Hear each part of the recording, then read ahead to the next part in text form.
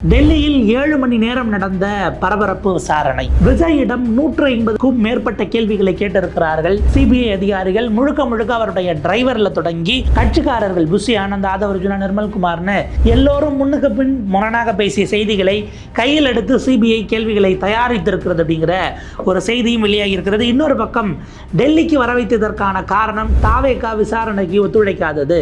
எடுத்த எடுப்பிலே அவங்க கொடுத்த ஃபுட்டேஜஸ் ஒரு 3-4 நாட்கள் தாமதப்படுத்தி கொடுத்த ஃபுட்டேஜில் எடிட் பண்ணி கொடுத்திருக்கிறார்கள். ஒரிஜினல் ஃபுட்டேஜை அந்த கம்பெனியினுடைய கேமரா கம்பெனியினுடைய சர்வர்ல இருந்து கிளவுட்ல இருந்து சிபிஐ எடுத்து விட்டார்கள் அப்படிங்கிற ஒரு செய்தியும் வெளியாகி இருக்கிறது அல்லது வெளியிடப்பட்டிருக்கிறது. விஜய் இந்த விசாரணையில் இருக்கிற வரை ஜனநாயகன் படத்தை உச்சநீதிமன்றத்திற்கு ஏன் கொண்டு போகவில்லை என்கிற மற்றொரு கேள்வியும் வந்திருக்கிறது. அடுத்த திங்கட்கிழமை மீண்டும் விசாரணைக்கு அழைக்கப்படலாம். இது முற்று பெறல, இன்னமும் இருக்கு அப்படின்னு இந்த விசாரணை தொடரும் என சொல்லி தான் அனுப்பியிருக்கிறார்கள் சிபிஐ அதிகாரிகள். நடந்தது என்ன, டெல்லியில் என்னென்ன கணக்குகள் நகர்கிறது, அரசியல் மற்றும் சினிமா தளங்கள் என்பதை விரிவாக அலசுகிறது இந்த செய்தி தொகுப்பு. விஜய் நேற்று ஜனவரி 12ஆம் தேதி டெல்லியில் இருக்கக்கூடிய சிபிஐ அலுவலகத்தில் போய் ஆஜராயிருக்கிறாரு. கரூரில் நடந்த அந்த துயர சம்பவத்துக்காக என்ன நடந்தது நேற்று நிறையா விஷயங்கள் பத்திரிகையில் படிக்க முடியுது. 100க்கும் மேற்பட்ட கேள்விகள், 7 மணி நேரமாக விசாரணை, இப்படியெல்லாம் விஜய் இப்போ ரிக்ரெட் பண்ணுறாரு அப்படிங்கிற ஒரு செய்தியும் கூட சொல்கிறாங்க. சிபிஐக்கு இந்த கேஸ் போனனால ஆரம்பத்தில் நீதி வெல்லும் அப்படிங்கிற ஒரு விஷயத்தெல்லாம் ட்விட்டரில் போட்டிருந்தாரு. ஆனால் இப்போ புலம்பி தள்ளுறாரு அப்படிங்கிற ஒரு விஷயத்த சொல்கிறாங்க. என்ன நடந்தது நேற்று? நீதி வெல்லட்டும் அப்படின்னு தீ பரவட்டும் பதிலாக அது ஒரு பக்கமாக போச்சு பராசக்தி. பட் இந்த பக்கம் விஜயினுடைய நேற்றைய விஷயங்கள் ஆளாளுக்கு ஒரு செய்தி சொல்கிறாங்க. முதல்ல 35 கேள்விகள் தயாராக இருக்குது அப்படின்னு ஒரு செய்தி வந்தது. 38ங்கன்னாங்க. 100 இன்னைக்கு 150 வரைக்கும் அதனுடைய பார் போயிருக்கு.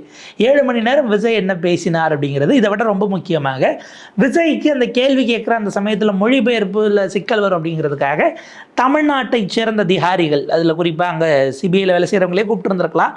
திகார் சிறையில் பணியாற்றக்கூடியவர்கள், அதே போல் இன்கம் டேக்ஸு, இந்த மாதிரியான துறையில் இருக்கக்கூடிய தமிழ் தெரிந்த அதிகாரிகளை கூப்பிட்டு வந்தாங்க.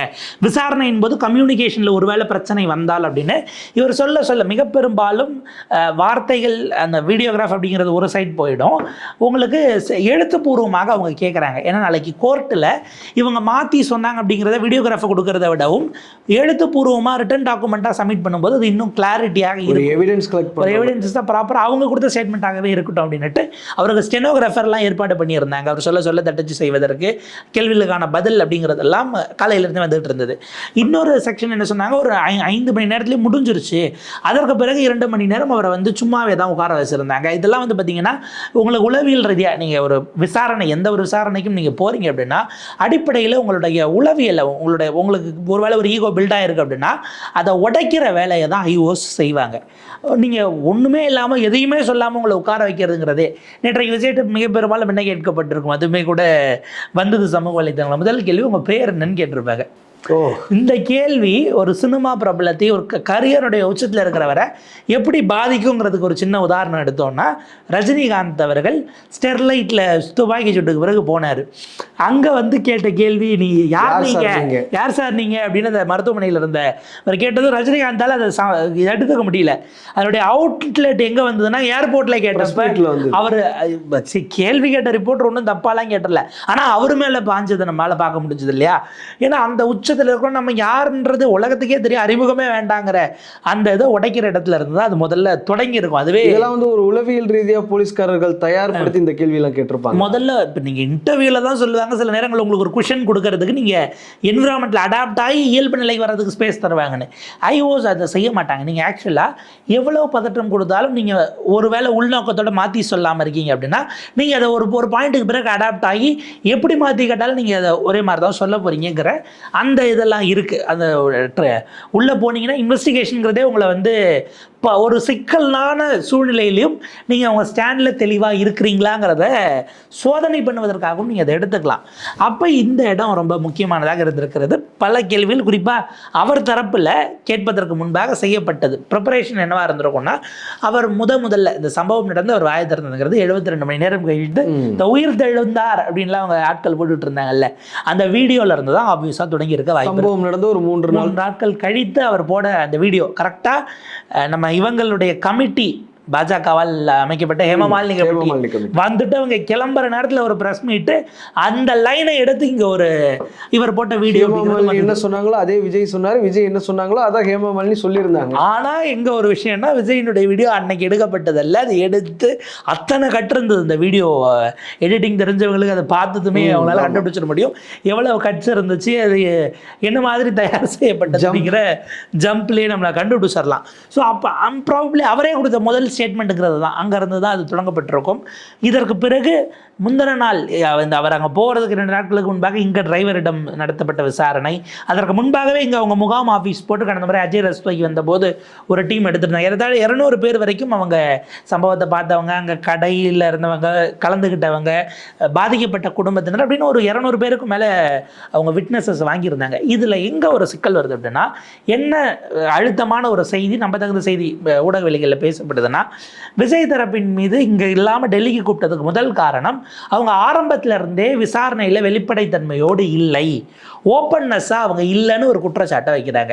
எப்படின்னா, உங்களுக்கு ஏறத்தாழ 3-4 நாளைக்கு பிறகு அந்த கேரவன ஆயுத பூஜைங்கிற பேரில் கழுவி விட்டதே ஒரு வகையில் யோசிச்சோம்னா டிஸ்ட்ரக்ஷன் ஆஃப் எவிடன்ஸும் நமக்கு சந்தேகம், சாட்சிகளை கலைக்கிறதுக்கோ இருக்கக்கூடிய தடயங்கள் ஆவணங்களை நீங்கள் அவங்க உயிரிழப்பு நாங்கள் ஏறத்தாழ 1 மாதத்துக்கு பேச மாட்டோம் 48 நாளுங்கிற கணக்கெல்லாம் பேசிக்கிட்டு இருக்கும்போது ஆயுத பூஜை கொண்டாடணுங்கிற எண்ணமே முதல்ல எப்படி வந்து, ஏன்னா அதுக்கு ஆயுத பூஜை கொண்டாட்டங்கிற எண்ணம் வரும். அதை தாண்டி நீங்கள் அதை மொத்தத்தையும் கழுவி விட்டுருக்கீங்கிறது தான் பிரதான விஷயமாக இருக்கும். பட் அதை விடவும் அவங்க கொடுத்துருக்கக்கூடிய எலக்ட்ரானிக் எவிடன்சஸ், ஏன்னா அவங்களுக்கு அந்த கேரவனுக்கு உள்ளே இருந்த அந்த கேமராஸ், அதனுடைய ஃபுட்டேஜஸ், மற்ற விஷயங்கள் ஒரு 3 அல்லது 4 நாட்கள் தாமதப்படுத்தி தான் கொடுக்கப்பட்டது. இந்த கேரவனுக்குள்ள உள்ள கேமராஸ் தான் தொடர்ந்து சர்ச்சை எழுப்பிட்டே வருது. ஸ்டேட் போலீஸ் எஸ்ஐடி அஸ்ராகர் தலைமையிலான எஸ்ஐடி அந்த சிசிடிவி கேட்கும் போதும் கொடுக்க மாட்டேங்கிறாங்க. இப்போ டெல்லி போலீஸ் அதை வாங்கிடுச்சா? சிபிஐ வாங்கிட்டாங்க. ஆனால் வாங்கின பிறகு அவங்க அதிலிருந்து கண்டுபிடித்திருப்பது அந்த ஃபுட்டேஜ் வந்து பார்த்தீங்க அப்படின்னா எடிட் செய்யப்பட்ட ஃபுட்டேஜ் அப்படிங்கிற ஒரு முடிவுக்கு வந்ததாக செய்திகள் வருது.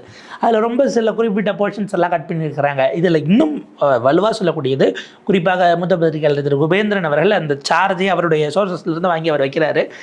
அவர் என்னன்னா, இந்த சம்பவ இடத்திற்கு கரூர் வேலுச்சாமிபுரத்துக்கு ஒரு 1.5 கிலோமீட்டருக்கு முன்பாகவே அங்கே இருந்த டிஎஸ்பி விஜய் கிட்ட கேரவனில் ஏரியா அப்பீல் பண்ணுறாரு. சார், அங்கே சுச்சுவேஷன் சரியில்லை, நீங்கள் முன்கூட்டியே நிப்பாட்டி பேசிடுங்க, அட்ரஸ் பண்ணிடுங்க, அங்கே வந்து பெரிய அளவுக்கான க்ரௌடு அன்எக்ஸ்பெக்டடாக இருக்குது, நீங்கள் மேற்கொண்டு நகர வேண்டாம், ரோட் ஷோ மாதிரி போகாதீங்கன்னு சொல்லி ரோட் ஷோவாக வந்துகிட்டு இருக்கும்போது இடைமறிச்சிருக்காரு. அவர் கேரவன்லையுமே ஏறி சொல்லியிருக்காரு, இல்லை அதை பார்த்துக்கலாம் அப்படின்னுட்டு புஷி ஆனந்த் தரப்பில் அவர் அங்கே இருக்காரு, அவருக்கும் சொல்லப்படுது, நிர்மல்குமாருக்கும் இன்ஃபார்ம் பண்ணப்படுது, இல்லை பார்த்துக்கலாம் அப்படிங்கிற மாதிரி ஓகேன்ற மாதிரி சொல்லி அவர் இறங்கின பிறகு டிரைவர்கிட்ட நீங்கள் வண்டியை விடுங்க, அந்த இடத்துக்கு தான் போகணும் அப்படின்னு விஜய் இன்ஸ்ட்ரக்ட் பண்ணதாக விஷயங்கள் சொல்லப்படுகிறது. இதெல்லாம் ஃபுட்டேஜஸ் கட் செய்யப்பட்டிருக்கு. புஷி ஆனந்த் ஒரு முறை அப்படியான அப்பீல் போலீஸ் கிட்ட வரும்போது விஜய்கிட்ட சொன்ன சமயத்தில், இல்லை அதெல்லாம் அவங்க அப்படி தான் சொல்லுவாங்க, அதை தாண்டி ஆர்கனைஸ் பண்ண வேண்டியதான் உங்கள் வேலைன்னு விஜய் சொன்னதாகவும் ஒரு சார்ஜ் இருக்குது. இப்போ இதில் என்ன விஷயம்னா, அது நீங்கள் வந்து இன்னொரு தரப்புக்கான சாதகமாகவும் எடுத்துக்கலாம். காவல்துறை தரப்பில் எல்லாமே அவங்க ஃபோனில் அதாவது காவல்துறை அவங்களுக்குள்ளே பேசிக்கிட்டு இருக்கு இல்லையா, அதை அவங்க வாக்கி டாக்கியில் பேசியிருந்தால் அதுக்கு என்ன பேசினாங்கிறது உங்ககிட்ட எலக்ட்ரானிக் எவிடன்சஸாக எடுக்க முடியாது, அந்த ஒரு சிக்கல் இருக்குது. பட் விஜய் தரப்புக்கு கொடுக்கப்பட்ட எல்லா கம்யூனிகேஷனும் எலக்ட்ரானிக்காக தான் வந்திருக்கும். அப்போ விஜய் தரப்பில் அதில் ஏதாவது முன்ன பின்ன ஃபேப்ரிகேட் பண்ணுறதுக்கோ அல்லது ரிமூவலே கூட உங்களுக்கு ஆவணங்களை அழிப்பதற்கான டிஸ்ட்ரக்ஷன் ஆஃப் எவிடன்ஸ்குள்ளே போயிடும்ல, அப்படியான இடங்களில் எந்த முயற்சி பண்ணாலும் சிபிஐ கண்டுபிடித்து விடும். மிக முக்கியமாக இந்த அவங்க அங்கே ஸ்பெசிஃபிகேஷன்ஸ் 8K வரைக்கும் கேமராஸ் யூஸ் பண்ணதா சார்ஜஸ் இருக்குது. அது என்ன ஸ்பெசிஃபிகேஷனாக இருந்தாலும் அந்த கேமராஸ் மற்ற விஷயங்கள் இவங்க எடிட் பண்ணாலும் அதனுடைய ஒரிஜினலாக அதனுடைய இதில் வந்து க்ளவுட் ஸ்டோரேஜில் சேவ் ஆகிருக்கும். அப்போ அன்எடிட்டட் ஃபுட்டேஜ், உங்களுக்கு ரா ஃபுட்டேஜை சிபிஐ ஏற்கனவே கைப்பற்றி விட்டார்கள், க்ளவுடில் இருந்து கம்யூனிகேட் பண்ணி வாங்கிட்டாங்கன்னு ஒரு சார்ஜ் இருக்குது. ரெண்டுத்தையும் ஒப்பிட்டு பார்க்கும்போது எந்தெந்த இடம் நீங்கள் போட்டுட்டு மேப்பிங் பண்ணிங்கன்னா எந்தெந்த இடம் கட் பண்ணப்பட்டதுங்கிறது ஈஸியாக தெரிஞ்சிடும் அப்படிங்கிற ஒரு விஷயம் இருக்குது. ஸோ ஆரம்ப கட்டத்திலேருந்தே இவங்க வெளிப்படைத்தன்மையாக ஓப்பன்னஸோடு இல்லைங்கிற காரணத்தினால தான் டெல்லிக்கு வர வச்சது அப்படிங்கிற ஒரு சார்ஜ் இருக்குது. அது ஒரு விஷயமா சொல்லிட்டாலும் டெல்லிக்கு பொறுத்த வரைக்கும் அஃப்கோர்ஸ் டெல்லியினுடைய இன்னைக்கு எடுத்திருக்கிறது ஆக்சுவலாக ஆன்டி கரப்ஷன் பியூரோ 2 எடுத்திருக்கிறாங்க. ஆன்டி கரப்ஷன் பியூரோ இதில் எப்படி எடுத்துச்சுங்கிறதே ஒரு குழப்பமான விஷயமா இருக்குது. ஜூரிஸ்டிக்ஷன் ஆல் இண்டியாங்கிறதுனால கொடுத்துட்டாங்களா அப்படிங்கிறது, அதாவது அவங்களுடைய சிபிஐ மேனுவல் படி நடக்குதாங்கிறது ஒரு சார்ஜ். இன்னொரு ஸ்பெகுலேஷன் என்ன போச்சுன்னா, தமிழ்நாடு சார்ந்த அதிகாரிகளை கூப்பிட்டு விசாரிக்கும் போது அது இங்கே இங்கே இப்போ உதாரணத்துக்கு நீங்கள் ஏடிஜிபி இப்போ நேற்றுக்கு டேவிட்சன் தேவாசிர்வாதம் அவர்கள் போகிறார். அவர் இப்போ ஐ திங்க் ஆர்ம்டு சர்வீஸ்க்கு டிஜியாக இருக்கார். அன்னைக்கு ஏடிஜிபி எல்லண்டோ, அதாவது லா அண்ட் ஆர்டருக்கு அவர் தான் ஃபஸ்ட்டு போலீஸ் ஆஃபீஸர் அப்படிங்கிற இடத்துல இருந்தது ஏடிஜி எல்லண்டோ. அவரை கூப்பிட்டு விசாரிக்கிறாங்க. இப்போ இப்படியான அதிகாரியை அங்கே கூப்பிட்டு விசாரிக்கக்கூடியது சிபிஐயில் ஒரு டிஎஸ்பி கேட்டராக கூட இருக்கலாம். இங்கே லோக்கல்லே கூப்பிட்டா அது ஒரு விதமான ஃப்ரிக்ஷனாக கூட உருவாகலாம். ஸோ டெல்லிங்கிறது இந்த அதிகாரிகள் மட்டத்திலான ஒரு ஃப்ரிக்ஷனையும் தவிர்க்கிறதுக்குன்னு ஒரு பார்வையும் இருக்குது. எதுவாக இருந்தாலும் டெல்லியில் அழைக்கப்பட்டதற்கு ஒரு நோக்கம் இருக்கிறது. அவங்க நேற்றைக்கு நாள் பொழுது போன பிறகு பல விஷயங்களை வாங்கியிருக்கிறாங்க. பெரும்பாலும் பார்த்திங்க அப்படின்னா எஸ் நோ சிலதெல்லாம் தான் டிஸ்கிரிப்டிவ் டைப்ஸாக இருந்திருக்கு அப்படிங்கிறது. இது சார்ஜ் ஷீட்டை நோக்கி போகும்போது தான் நமக்கு கம்ப்ளீட்டாக அவங்க என்ன சார்ஜ் ஷீட்டில் ஒரு விஷயம் என்னென்னா இன்ஃபரன்ஸாக தான் இந்த விஜயனுடைய பதில் இதில் திரும்ப சொல்லியிருக்கிறாங்க. அவர்கிட்ட மறுபடியும் இன்னும் நீங்கள் விசாரணைக்கு வரணும், இதோட முடிஞ்சிடல. அவர் அழைக்கப்பட்டது சாட்சிக்கான சம்பளம் தான் அழைக்கப்பட்டார். ஒரு அடிப்படையில் தான் அவரை கூப்பிட்டுருக்காங்க. அவருக்காக தான் கூட்டம் கூட்டியிருக்கு. அவர் சம்பவம் நடந்த அந்த என்டையர் ஸ்டாம்பிங் நடக்கும்போது அவருக்கு இருந்திருக்காரு. அவர் வந்த பிறகு தான் RN அவர் உள்ள என்ட்ரி ஆன பிறகு தான் ஸ்டாம்பிட் அக்கர் ஆயிருக்குங்கிறத கன்கர் பண்ணக்கூடிய ஸ்டேட்மெண்ட்டாக தான் எல்லா இடத்துலையும் இருக்குது. அப்போ அந்த இடத்துல அவர் முக்கியமான விட்னஸ், அவர் தான் ப்ரைமான ஆள். இந்த என்டையர் இன்சிடெண்ட்டுக்கும் அவர் தான் மையமாக இருக்கிறார். அப்போ இப்போ இதுக்கப்புறம் இப்போ விஜயோட முடிஞ்சிருச்சு அப்படின்னா இந்த பக்கம் நேற்று இவர் போயிருக்காரு. இதுக்கு முன்பாக மாவட்டத்தினுடைய கலெக்டரும் எஸ்பியும் போயிட்டு வந்துருக்குறாங்க. இதில் எங்கெங்கெல்லாம் டிஃப்ரென்ஸ் ஆஃப் ஒப்பீனியன் வருது, இல்லை கான்ட்ரடிக்ஷன் வருதோ அதை வச்சு யார் யார் கான்ட்ராடிக்ட் பண்ணாங்களோ அவங்கள கூப்பிட்டு டெப்த் என்கொயரி போகும். அது போன பிறகு அவங்க பேசுகிறது விஜயோட கான்ட்ராடிக்ட் ஆகுதுன்னா திரும்ப விஜயை கூப்பிடுறது. ஸோ செகண்ட் டேங்கிறது ஆப்வியஸாக இருக்கும். நீங்கள் பெரும்பாலும் நார்மலாக கோர்ட் ஆர்குமெண்ட்ஸ் எடுத்துக்கிட்டால் முதல் நாள் அப்படின்னும் போது யார் வழக்கு தொடுக்கிறவங்க எதிர் இந்த பக்கம் ப்ராசிக்யூஷன் சைடு இருக்கும், இல்லை டிஃபெண்டன்ட் சைடு இருக்கும்.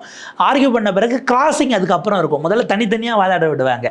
அவங்க தரப்பை சொல்லிட்ட பிறகு கிராசிங் இருக்கும். இவர் அவருக்கு மறுப்பு தெரிவிக்கிறது, அவங்க சைடில் விட்னஸஸ் இல்லை எவிடன்சஸ் இருந்தால் இவங்க அதை கிராஸ் எக்ஸாமின் பண்ணுறது, இந்த ப்ராசஸ்ங்கிறது போகும். இதுக்கப்புறம் விஜய் கூப்பிட போகும்போது ரெண்டு தரப்பு, தாவேகா தரப்பு ஸ்டோரி, இந்த பக்கம் தரப்பு ஸ்டோரி, ரெண்டுத்தையும் மையப்படுத்தி அதிலிருந்து கான்ட்ரடிக்ட் ஆனதெல்லாம் ரெண்டு தரப்புலையும் கேட்கக்கூடியதாக இருக்கும். அதாவது இது நம்ம நினைக்க வேண்டியது விஜய் மட்டும் இன்னொரு முறை அழைக்கப்படுவாருங்கிறதில்ல, அத்தனை பேரும் அது A1 குற்றம் சாட்டப்பட்ட மதியழகன்லேருந்து புசி ஆனந்த், நிர்மல்குமார், உங்களுக்கு ஆதவ அர்ஜுனா எல்லோருமே திரும்ப அழைக்க செந்தில் பாலாஜி அவர்களை விசாரணைக்கு வைப்பதற்கான வாய்ப்புகள் இருக்கா? இல்ல, அப்படியான ஒரு ஸ்பெகுலேஷன்ஸ் இவங்க செந்தில் பாலாஜின்னு இது வரைக்கும் அதிகாரப்பூர்வமா நேம் பண்ணல, அதிகாரப்பூர்வமா கட்சி தரப்படல. அவங்க உள்ள சொல்லியிருக்காங்களான்னா நீங்க எப்படி ஒரு சார்ஜை வைக்கிறீங்க அப்படின்னா உங்களுக்கு வைக்கிறதுன்னா அதுக்கு நீங்க கன்வின்சிங்கான எவிடன்ஸஸ் கொடுக்கணும். நீங்கள் ஆரம்பத்திலே பண்ண தப்பு. ஒருவேளை அவங்க இதை பொலிட்டிக்கல் இதுன்னு நினச்சாங்கன்னா ஒரு எஃப்ஐஆரை கம்ப்ளைண்ட்டாக மட்டும் கொடுத்துருந்தீங்கன்னா வேறவா போயிருக்கும். கவுண்டர் எஃப்ஐஆர்னு எப்பயுமே நம்ம சொல்லுவோம். பப்ளிக் ஃபோரமில் சொல்கிறாங்க, ஆளுங்கட்சியை சேர்ந்த நயினார் நாகேந்திரன் சொல்றாரு செந்தில் பாலாஜி தான் 41 கொண்டாங்க அப்படிங்கிற விஷயம் ஒரு குற்றச்சாட்டை உள்துறை அமைச்சர் முன்னாடி விஜய் கரூருக்கு போனா அவருக்கும் அந்த மாதிரி ஏதாவது ஆயிடும் அச்சுறுத்தல் இருக்கு அப்படிங்கிற லெவலுக்குலாம் அவர் பேசினாரு. செந்தில் பாலாஜியை கூப்பிடுறதுக்கான வாய்ப்புகள் இல்ல. ஏற்கனவே இடி கேஸை ஃபேஸ் பண்ணிட்டு இருக்கிறாரு. ஒரு கிரவுண்ட்ல செந்தில் பாலாஜி அழைக்கணும்னா சிபிஐ நினைச்சா அழைக்கலாம். பொலிட்டிக்கலி இமேஜை டார்னிஷ் பண்ணணும்னு ஒருவேளை அப்படி ஒரு பொலிட்டிக்கல் ப்ரெஷரை சிபிஐக்கு மத்திய அரசு கொடுக்குற பட்சத்தில் நம்ம வித்தின் கேவியட் போட்டு இப்போ கேஜ்டு பேரட்னு உச்சநீதிமன்றம் சொன்ன வார்த்தையை கடன் வாங்கி நம்ம அதை பயன்படுத்துகிறோம். ஒருவேளை அப்படி ஒரு ப்ரெஷர் கொடுத்தால் ஏன்னா இப்போ டேவிட்சன் தேவாசிர்வாதம் இன்னைக்கு ஏடிஜி எல்லண்டோன்னு தான் கூப்பிட்டாங்க. ஆனால் ப்ரெஸ் மீட்லேயும் அவர் உட்கார்ந்தார் அமுதா ஐஏஎஸ் அவர்களோட. அப்போ உங்களுக்கு அமுதா ஐஏஎஸ் அவர்களையோ இல்லை அன்னைக்கு கூட உட்கார்ந்துருந்த மற்ற ஆஃபீஸர்ஸையோ செந்தில் பாலாஜியும் இது தொடர்பாக ஒரு ப்ரெஸ் மீட் கொடுத்துருக்கிறார். நான் இன்னும் ஒரு படி உடச்சி போயணும்னா அவங்களுக்கு வேணும்னு தோணுச்சுன்னா இந்த விஷயம் குறித்து யூடியூப்பில் ஊடகவெளிகளில் பேட்டி கொடுத்த யாரை வேணாலும் கூப்பிட்டு அவங்க வேணும்னா விசாரிக்கலாம். ரொம்ப பெரிய அளவுக்கான கான்ஸ்பிரசிஸ் பேசியிருக்காங்கன்னு வச்சுக்கோங்களேன். அவங்களுக்கு வேணும்னா இல்லை நீங்கள் அப்படி ஒன்று பேசினதான் வெளியில் வைரலாக போச்சு, உங்களுக்கு என்ன தெரியும் சொல்லுங்கன்னு அவங்க நினைச்சா சம்மன் பண்ணி. ஏன்னா எத்தனை பேர் இறந்தாங்கிற கவுண்டே வர்றதுக்கு முன்னாடியெல்லாம் செந்தில் பாலாஜி தான் காரணம்ட்டாங்க. அதுதான் அவர் எப்படி வேகமாக ஆஃபீஸ் போனார், ஹாஸ்பிட்டலுக்கு போனார்னு. செந்தில் பாலாஜியை விட கொஞ்சம் சில நிமிடங்கள் முன்பாக மருத்துவமனைக்கு போனது MR விஜயபாஸ்கர் அவர்கள். அது நம்ம யோசிச்சோம்னா அது அப்புறம் அங்கே போகும். அப்புறம் அதே லாஜிக்கை வச்சு டெல்லியில் ரெட் ஃபோர்ட் கிட்ட நடந்த பிளாஸ்டிக் பிறகு அமித்ஷா எப்படி சம்பவம் எடுத்து வந்தார் சார் நீங்கள் கேட்பீங்களா, குற்றச்சாட்டு அவர் மேலே வைப்பீங்களாங்கிறதுலாம் இருக்குது, நம்ம அதுக்குள்ளே போக வேண்டாம். அப்போ இவங்க தரப்புல ஒரு வேளை சொல்கிறாங்க அப்படின்னா சொன்ன ஒரு வார்த்தைக்காக அவங்க கூப்பிடணும்னு அவசியம் இல்லை. அது வந்து அது ப்ராப்பராக அவங்களால அதை வந்து ஜஸ்டிஃபை பண்ண முடியாத ஒரு சூழல் ஏற்படலாம். சம்மன் செய்யறதுலாம் இவங்க போவாங்கலாம் நம்ம நினைக்கல. பட் நீங்கள் ப்ரெஸ் மீட் கொடுத்ததுனால உங்களுக்கு அதில் எதுவும் இது இருக்கா, இருக்கா அப்படின்னு தேவைப்பட்டால் அழைக்கலாம். சிபிஐ அது ஐஓவோட ப்ரெராகேட்டிவ் தான். ஆனால் நீங்கள் குற்றச்சாட்டாகவே எழுத்துப்பூர்வமாக கொடுத்துட்டீங்க அப்படின்னா நீங்கள் ப்ரூவ் பண்ண சொல்லி சிபிஐ கேட்கும். இல்லை நீங்கள் கோர்ட்டுக்குள்ளே அப்படி ஒரு ஆர்குமெண்ட் எடுக்கிறீங்க அப்படின்னா ஜட்ஜி கேட்பாங்க. அப்போ உங்களால் ஆதாரம் இல்லாமல் எது வேணாலும் பேசிடலாம். ஒரு சட்டத்துக்கு உட்பட்டு பேசும்போது ஆதாரம் தேவை. அந்த ஆதாரம் இப்போ தாவேகா கிட்ட இருக்காங்கிறது தான் கேள்வி. இருந்திருந்தா நீங்கள் ஃபுல் ஃபுட்டேஜை ஏன் எடிட் பண்ணிட்டு கொடுத்தீங்கிற கேள்வியும் வருது. இப்போ அடிப்படையில் அவங்க ஒரே சிம்பிள், அவங்க தரப்பில் இருந்த தார்மீக பொறுப்பை ஏற்பதற்கு பதிலாக இவங்க கான்ஸ்பிரசி தியரி எடுத்து நெக்லிஜென்ஸ் இருந்தது, நான் தார்மீகமாக மன்னிப்பு கேட்டுக்கிறேன், இதில் என் பக்கம் இருக்கக்கூடிய நியாயமான தவறுகளை நான் திருத்திக்கிறேன்னு ஒரு வார்த்தை சொல்லி ஒரு மன்னிப்பை கேட்டிருந்தா முடிஞ்சிருக்கும். நீங்கள் அதை ஏற்றுக்க முடியாமல் சிஎம் சார் என்ன எதனாலும் பண்ணுங்க, என் தொண்டர்களை இது பண்ணாதீங்கன்னு முழுக்க முழுக்க ஆளுங்கட்சியின் மீது நீங்கள் போட்ட பழியாக அது மாறுகிறது. எல்லாருக்கும் பொறுப்பு இருக்குது, அது கூட்டு பொறுப்பு தான்ங்கிற இடத்துக்கு நகர்ந்தா கூட பரவாயில்லன்னு இருக்கலாம். இப்போ நீங்கள் பொலிட்டிக்கலி எடுத்த ஸ்டேட்மெண்ட்டை லீகல்லி டிஃபெண்ட் பண்ண முடியாமல் ட்ராப் ஆகிருக்கீங்கன்னு தான் நம்ம பார்க்க வேண்டியது. நீங்கள் ட்ராப்னு சொல்லும்போது தான் இன்னொரு விஷயம் ஞாபகம் வருது. எஸ்ஐடி எங்களுக்கு, அதாவது அஸ்ராகர் தலைமையிலான எஸ்ஐடி வேண்டாம், எங்களுக்கு வந்து வேற ஒரு எஸ்ஐடி தான் வேணும். சுப்ரீம் கோர்ட் வந்து ஒரு ஓய்வு பெற்ற நீதிபதியை வச்சு அந்த எஸ்ஐடியை நடத்தணும் அப்படிங்கிற ஒரு மனுவை போட்டிருந்தாங்க. கூடுதலாக சிபிஐ விசாரணையும் வேணும் அப்படிங்கிற மாதிரி இது சுப்ரீம் கோர்ட் சொல்லிடுச்சு. ஒரு சைடு வந்து எஸ்ஐடியும் ஃபார்ம் பண்ணிருச்சு சுப்ரீம் கோர்ட்டு ஓய்வு பெற்ற நீதிபதி தலைமையில். இன்னொரு பக்கம் சிபிஐ விசாரணைக்கு மாற்றிருச்சு. உடனே எல்லா ஆவணங்களையும் நீங்கள் கொடுத்துடணும், சிபிஐட்ட ஹேண்ட் ஓவர் பண்ணிடணும்னு அன்னைக்கு கொண்டாடினாங்க. தாவேகா தரப்பில் அதை கொண்டாடினாங்க. கிட்டத்தட்ட பாருங்கள், நாங்கள் ஜெயிச்சிட்டோம், தாவேகா தலைவரே நீதி வெல்லும் அப்படிங்கிறதெல்லாம் போட்டிருந்தாரு. ஆனால் இன்னைக்கு அது ஒரு செட்பேக் அமைஞ்சிருச்சு, அவர் பேக் ஃபயர் ஆகிடுச்சா? இல்லை, போயிட்டு வந்தும் கூட அவர் நீதி வெல்லும்னு ஒரு ட்வீட்டை போட்டிருந்தாருன்னா ஃபயராக இருந்திருக்கும். கட்டாயம், அதாவது அவர் போகிறப்ப ஸ்மைல் பண்ணதோ, ரிட்டர்ன் வரும்போது சிரிச்சுக்கிட்டே டாட்டா காட்டினதோ, இதை விடவும் அந்த வார்த்தை இன்னும் அழுத்தம் திருத்தமாக இருந்திருந்தால் சிறப்பாக இருந்திருக்கும். ஏன்னா கலைஞர் வந்து உங்களுக்கு அந்த கருப்பு சட்டை போட்டு போயிட்டார்ல, அது கரெக்டாக இல்லையா அப்படின்னு பார்த்தா அவர் correct me if I am wrong, கருப்பு கோட்டு தான் அவர் ஜனநாயகன் ஆடியோ லான்ச்ல போட்டாரு. அது யாருக்கு எதிராக வீடியோலையும் கூட கருப்பு சட்டை தான் போட்டிருந்தாரு சிஎம் சார். அதே போல பார்த்தீங்கன்னா இது உங்களுக்கு அந்த கஸ்டோடியல் டெத்துக்கு எதிராக ஒரு ப்ரொட்டஸ்ட்டுக்கு வந்து நின்னார் இல்லையா, அதுலேயும் கருப்பு சட்டை தான். அப்போ இப்போ ஜனநாயகனில் அவருடைய ரசிகர்களை எதிர்த்து அவர் கருப்பு சட்டை போட்டு போனார், கருப்பு கோட் போட்டாரா அப்படிங்கிற கேள்வி வருது எனக்கு. நீங்கள் எதையாவது பண்ணி தொலைக்காதீங்கிறதுக்காக அது போராட்ட வடிவமா என்கிற கேள்வி இருக்குது. இந்த குறியீடெல்லாம் வேலை கேட்காது, வாயை திறந்து பேசுனீங்கன்னா தெரிஞ்சிட போகுது. அப்போ இதில் இன்னொரு கூத்து இருக்குது. நான் அதை எல்லாம் நம்ம ஊடக நண்பர்கள் தான்.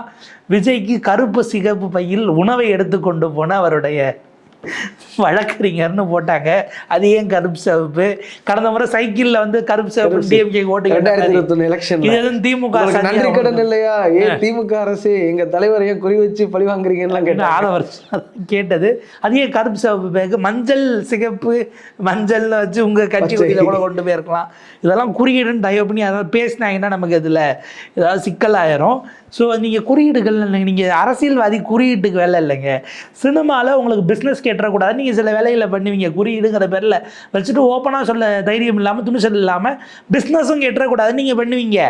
அரசியல்வாதி ஆகிட்டு நான் குறியீடு வைப்பேன்னா அதெல்லாம் வேலை கேட்காது. இல்லை, அன்றைக்கு இவர்கள் கொண்டாடியதுங்கிறது ஆக்சுவலாக இங்கே இருந்திருந்தா கூட தமிழ்நாடு அரசு இது உள்ளபடியே அவங்க மேலே தப்பு இருந்து அப்படியே கேஸ் போனாலும் தமிழ்நாடு அரசு பழி வாங்குகிறதுன்னு அவங்க பேசியிருக்க முடியும். அந்த வாய்ப்பு கிடைச்சிருக்கும்ல. கம்பேரிட்டிவ்லி அந்த பர்ஸ்பெக்டிவ்க்கு ஒரு தியரிக்கு ஹோல்ட் இருந்திருக்கும். இன்னைக்கு தமிழ்நாடு கவர்மெண்ட் எங்க கையில் ஒன்றும் இல்லைப்பா, போனால் போயிட்டு போகுது. நீதான் சிபிஐ கேட்ட, நீதான் இது என்ன சிபிஐ கேட்டது 2 தடவை. அன்னைக்கு அதிமுக சார்பில் அதிமுகவை சேர்ந்த ஒரு வழக்கறிஞர் நினைக்கிறேன், அவங்க ஒரு பெட்டிஷன் கொடுத்துருந்தாங்க. பிஜேபி தரப்பில் ஒரு வழக்கறிஞர் போச்சு. பிஜேபியினுடைய கவுன்சிலர் இடம் தெரியாமல் இங்கே சென்னையில் போட்டு அது இங்கே இல்லை அங்கே அப்படின்ற மாதிரி அவங்க உமானந்த் பெட்டிஷன் அனுப்பிச்சு விட்டுட்டாங்க. பட் அந்த சிபிஐங்கிற ப்ரேயரை விஜய் தரப்பு வைக்கல. ஆனால் அன்னைக்கு ஐ திங்க் நிர்மல்குமாரோ யார்கிட்டயும் பைட் போடும்போது தமிழ்நாடு அரசு இல்லாமல் இப்போ சிபிஐயில் போனால் நாங்கள் அந்த மாதிரியான ப்ரேயர் தான் வைப்போம்னாங்க. அவங்க பெட்டிஷனில் போடலை. பெட்டிஷனில் டிவிக்கே கேட்ட ப்ரேயரில் சிபிஐங்கிறது எஸ்ஐடி தான் கேட்டது. ஆனால் அந்த எஸ்ஐடி அவங்க ஆக்சுவலாக அப்பீலுக்கு போனதே தனி நீதிபதி கொடுத்த தீர்ப்பில் எங்கள் தரப்பை கேட்காம எஸ்ஐடி போட்டுட்டாங்க. எங்கள் தலைவரின் மீது கடுமையான வார்த்தைகள் இருக்கு, அதை நீக்கணும். அவங்க நீக்கணும்னு சொன்னது வந்து அருணா ஜெகதீசன் ஆணையத்தையும் அஸ்ராகர் தலைமையிலான எஸ்ஐடி. அருணா ஜெகதீசன் ஆணையம் கூட இல்லை, அந்த எஸ்ஐடி போட்டதை கூட அவங்க சேலஞ்ச் பண்ணல. எஸ்ஐடி போடுறதுக்கு முன்னாடி எங்களை கூப்பிட்டு கேட்கல. எங்களை கேட்காம அந்த வழக்கு வருகிறது. அது ஆக்சுவலா ஒரு எஸ்ஓபி சம்பந்தப்பட்ட வழக்கை எடுத்துட்டு ஜனநாயகன் படத்துல வர்ற மாதிரி அவசரமாக எங்களுடைய வாதங்களை கேட்காமலே உத்தரவு பிறப்பித்துள்ளார்கள் அப்படிங்கிறது தான். அந்த கிரவுண்டில் போனாங்க. அது அவங்க போனதுங்கிறது கரெக்டு தான். அப்போ இந்த இதில் எங்களை கேட்காம போட்டதுனால இப்போ இது தமிழ்நாடு அரசு கையிலே இருக்க வேண்டாங்கிற இன்னொரு பயத்தை சொல்லி உச்சநீதிமன்றமே இதில் மேற்பார்வைங்கிற இடத்துக்கு போனாங்க. அவங்க இந்த சிபிஐ பெட்டிஷன் கேட்ட ஒன்று எடுத்துக்கிட்டேன்னா நீங்கள் பல பெட்டிஷன்ஸ் போச்சு. அதில் ஒருத்தர் தான் அந்த குழந்தையோட அப்பா அவங்க அம்மா விட்டு பிரிஞ்சு போயிட்டாரு, குழந்தையே இறந்தா 4-5 வருஷமாக பார்க்கலாம், ஆனால் அவரும் போட்டிருக்காருங்கிறதெல்லாம் போச்சு. பட் அது போக மீதி நின்ன பெட்டிஷன்ஸில் ஒரு ஏடிஎம்கே பெட்டிஷன். அப்போ என்ன பண்ணுறாங்க, இது சம்மந்தமாக வந்து 4-5 பெட்டிஷனில் கிளப் பண்ணி அந்த ப்ரேயர்ஸை வச்சு சிபிஐ ஒரு சொல்யூஷனாக கொடுக்குது. இன் ஜென்ரல் அது தப்புன்னு சொல்ல முடியாது. ஏன்னா எப்பயுமே நீங்கள் அந்த மாதிரி ரெட் பெட்டிஷன் போடுறீங்கன்னா கடைசியாக ஒரு வார்த்தை, இது போக சட்டத்துக்கு உட்பட்டு இதற்கு தாங்கள் கொடுக்கக்கூடிய எந்த தீர்வையும் நாங்கள் ஏற்றுக்கொள்கிறோம் அப்படின்னு ஒரு வார்த்தையை சேர்ப்பாங்க. அதனால் இன் ஜென்ரல் கேட்டதை தவிர இன்னொன்று கொடுக்கலங்கிறது லாஜிக்கலி சரியாக இருக்குமான்னு தெரியல. பட் அது டெம்ப்ளேட்டுங்கிறதுனால கருத மாட்டாங்க. இப்படியான ஒரு சூழலில் தான் இது இருக்குது. ஜனநாயகன் படம் இன்னைக்கு லிஸ்ட் ஆகப்படலை, நம்பர் பட்டியலிடப்பட்டுருச்சு. நாளைக்கு நீதிமன்றம் விடுமுறை, நாளை மறுநாள் செட்டிங் இருக்குது. அங்கே கேட்கிறார்களா இல்லை இது முடிகிற வரைக்கும் ஏன் அமைதியாக இருக்க போகிறாங்களாங்கிறதும் நம்ம பொறுத்திருந்து தான் பார்க்கணும். இறுதி கேள்வி ஒன்று என்னென்னா, ஒரு பக்கம் ஜனநாயகன் ரிலீஸ் ஆகலை, சென்சார் போர்டு இவ்வளவு விரைவாக ஒரு வழக்கில் ஒரு படத்துக்காக செயல்பட்டதை நம்ம இப்போ தான் ஃபஸ்ட் டைம் பார்க்குறோம். நாட்டிலேயே எவ்வளோ படங்கள் ரிலீஸ் ஆகும்போது. இன்னொரு பக்கம் சிபிஐ, நீ டெல்லிக்கு வாப்பா பொங்கல் உனக்கு அங்கே தான் சொல்லி டெல்லிக்கும் வர வச்சுட்டாங்க. இன்னொரு அமைப்பும் அவரை சுற்றி வளைச்சிருச்சு. இன்னொன்று மூன்றாவதாக வருமான வரித்துறையும் அவருக்கு எதிராக களமிறங்க ஆரம்பிச்சிருச்சு. எப்படி பார்க்குறீங்க? ஏற்கனவே நம்ம பார்த்துருக்கோம், பாஜக ஆட்சியில் சிபிஐ பிடியில் சிக்கினவங்க நிறைய பேர் அந்த கட்சியில் போய் சேர்றாங்க. இது மட்டும் இல்லாமல் எடப்பாடி பழனிசாமி அவர்கள் இன்னொரு விஷயத்த சொல்கிறாரு, இன்னும் கொஞ்ச நாளில் பெரிய கட்சி ஒன்று வந்து இணைய போகுது அப்படின்னு ரொம்ப நாளாக சொல்லிட்டு இருக்கிறாரு. ஆனால் யாரும் பாமக தவிர வேறு யாரும் இணைந்த மாதிரி தெரியல. இப்போ திரும்ப சொல்ல ஆரம்பிச்சிட்டாரு. இதற்கு ஏதாவது ஒரு டாட்ஸ் கனெக்ட் ஆக முடியுமா? இல்லை, எடப்பாடி பழனிசாமி தாவேக்காவை மனதில் வைத்து தான் அப்படி சொன்னார்னு ஒரு செய்தி இருக்குது. இப்போதைக்கு வேறு யாரும் பெரிய கட்சியாக வெளியில் இருக்காங்களான்னு ஒரு சந்தேகம் இருக்குது. வந்தால் காங்கிரஸ் தான் வரணும். பாஜகவையும் காங்கிரஸையும் ஒரே கூட்டணியில் நினைக்கிற அளவுக்கு அவர் இருக்காரான்னு நமக்கு தெரியல. அல்லது சீமானாக இருக்க வேண்டும். இன்றைக்கி ஆக்சுவலாக இருக்கக்கூடிய 8% வாக்குங்கிறது காங்கிரஸை விட அது கூடுதலாகத்தானே இருக்கும். சொல்ல போனால் டெஸ்டட் ஓட்டு வச்சு டெஸ்டட் ஓட் பேங்க்கு, அதுவும் இண்டிவிஜுவல் ஓட் பேங்க்குங்கிற இடத்துல இருக்கும். அவர் சொன்னது சீமானாக இருக்க வேண்டும் அல்லது அன்ப்ரூவனாக இருக்கும் விஜயாக இருக்க வேண்டும். அவர் விஜய், எனக்கு தெரியும், விஜய் இந்த அளவுக்கு நெருக்கி ஓப்பனாக குடைச்சல் கொடுத்து கூப்பிட்றதுங்கிறது எக்ஸ்பிளிசிட்டாக பிஜேபி செய்யுமான் இருக்கு. அவங்களுடைய நோக்கம் வேறு ஒன்றாக இருக்குமோங்கிறது தான் சந்தேகமாக இருக்குது. எடப்பாடியினுடைய ஆசை அந்த இதுக்குள்ளே இன்னமும் விஜய் இருக்கிறார் அப்படின்னு தான் நம்ம இந்த ஸ்டேட்மெண்ட்லேருந்து புரிஞ்சுக்க வேண்டியிருக்கு. பட் அவ்வளோ ஓப்பனாக போனால் தமிழ்நாடு வாக்காளர்கள் அதை ஏற்றுக்க மாட்டாங்க. பிஜேபியினுடைய எண்ணம் அவரை கூட்டணிக்குள் கொண்டு வருவதாக இல்லை. மெயின் ரீசன் நம்ம கவனிக்க வேண்டியது, இவங்க உள்ளே சேர்க்கறதுக்கு என்டிஏல சேர்க்கலான்ற இந்த ஆட்கள் இவரை வச்சு பேரம் பேசுகிறாங்க. அதை விட முக்கியமாக காங்கிரஸ் எவ்வளவுக்கு எவ்வளோ சாஃப்டாக விஜயை நோக்கி பேசுகிறதோ சப்போர்ட் பண்ணுதோ அதுக்கு தகுந்த மாதிரி விஜய்க்கு அடி விழும். பாஜக திமுகவை டார்கெட் பண்ணுவதே அவர்கள் காங்கிரஸை தூக்கி பிடிக்கிறார்கள். தொடர்ந்து பேக் டு பேக் 10 எம்பி சீட்டை கொடுத்துருக்குறாங்கிறது தான். அப்போ காங்கிரஸ் எவ்வளவுக்கு எவ்வளோ விஜயை நெருங்குகிறதோ அவ்வளவுக்கு எவ்வளோ விஜயை பிஜேபி டார்கெட் பண்ணுங்கிறதாக நம்ம அதை பார்ப்போம். அடுத்தடுத்து எப்படி போகுதுன்னு.